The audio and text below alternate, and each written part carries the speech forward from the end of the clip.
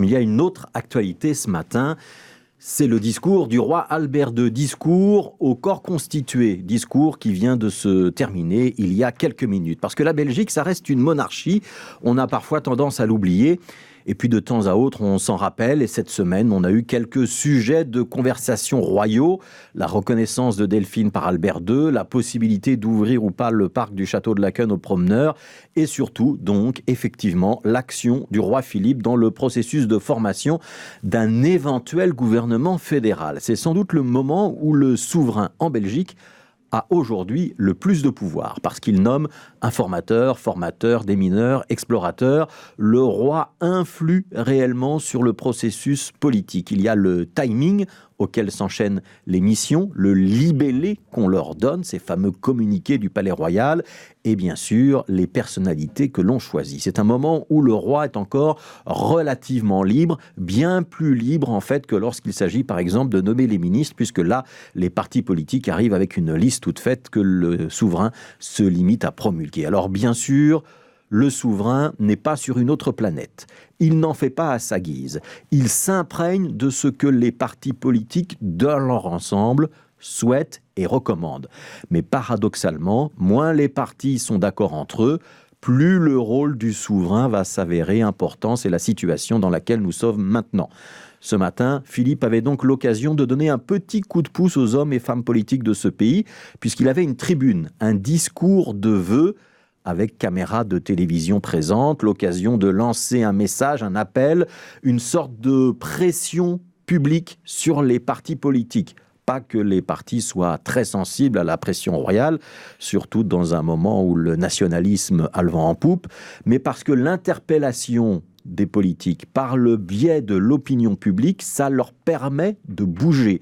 On s'attendait à ce que Philippe utilise donc cette fenêtre médiatique, et il l'a fait. Le moment est venu de cristalliser les efforts de ces 8 derniers mois, de laisser tomber les exclusives, d'installer un gouvernement de plein exercice. Ça, c'est donc ce qu'a dit le souverain il y a quelques minutes. Même si je suis conscient des difficultés à surmonter, montrons-nous réalistes, responsables, trouvons des chemins d'entente au bénéfice de l'intérêt général. C'est en faisant de vrais compromis, c'est-à-dire des accords où chacun renonce à quelque chose pour que l'ensemble y gagne, qu'on peut y arriver, a déclaré Philippe. C'est l'attente légitime de nos concitoyens qui aspirent à de la stabilité et à de l'action. Leur patience n'est pas de l'indifférence. Fin de citation. Le roi a encore conclu son discours en rappelant que dans 10 ans, la Belgique aura 200 ans et qu'on pourra à ce moment-là être fier du travail accompli. Cette dernière petite phrase, elle est importante aussi. On n'est pas sûr qu'elle aura fait beaucoup d'effet à la NVA. Et ce serait peut-être même un appel à se passer des nationalistes flamands. Imaginez que la Belgique aura 200 ans dans 10 ans, ça veut dire qu'elle n'est pas encore prête d'éclater. C'est un petit appel du pied royal au CDNV pour dire qu'on peut sans doute se passer des nationalistes flamands si on le veut. Entre la Belgique et le séparatisme, choisissez votre camp, chers amis.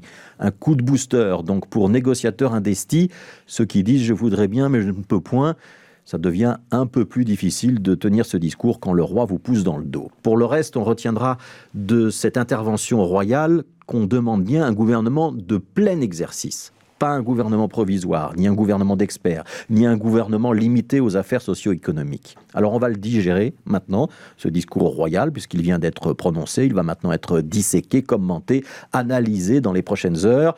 Et au-delà des mots, ce sont quand même surtout les résultats qu'on attend. Est-ce que, oui ou non, mardi prochain, lorsque les informateurs, Georges-Louis Boucher et Joachim Kuntz, retourneront au palais, on sera en mesure de commencer de vraies négociations?